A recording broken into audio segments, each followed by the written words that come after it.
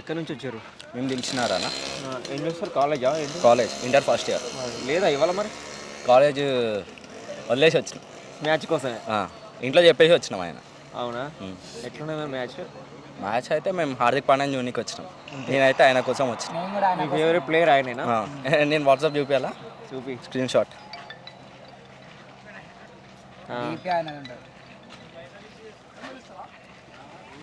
Okay ఓ okay. మరి ఎట్లా ఆడుతుండు?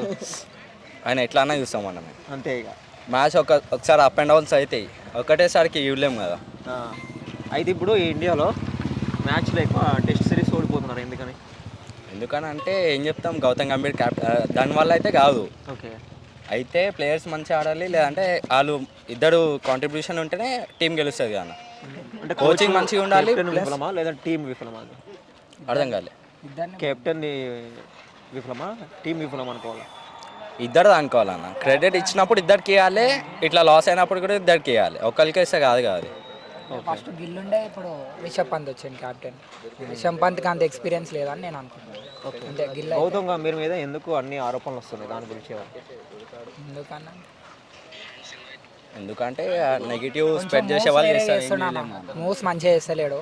Okay. అంటే బ్యాటింగ్లో థర్డ్ నెంబర్ బ్యాటింగ్ అట్లా. టాప్ ఆర్డర్ సరిగా పర్ఫామ్ చేస్తలేదు. ఇంకా అదే రీజనే ఉంటుంది అంతే. ఇంకా టీం సరిగా ఆడతలేదు, ఆయన కూడా అంతే. గంభీర్కును రోహిత్ శర్మ, కోహ్లీకి వీళ్ళకి మధ్య విభేదాలు ఉన్నాయంటే పడట్లేదు అని వస్తున్నాయి వార్తలు. అవును అనుకుంటారు, తెలుసు. ఎందుకంటారు? ఎందుకంటా అంటే మళ్ళీ వాళ్ళ మధ్యలో ఏముంటాయి మనకేం తెలుసా. అంటే మ్యాచ్ పరంగా అట్లా ఏమన్నా? మ్యాచ్ పరంగా అంటే ఇంకా రిటైర్ తొందర అయిపోయింది, మళ్ళీ ఆయన వల్లనే అయి ఉండొచ్చు అని అంటారు అంతే బయట.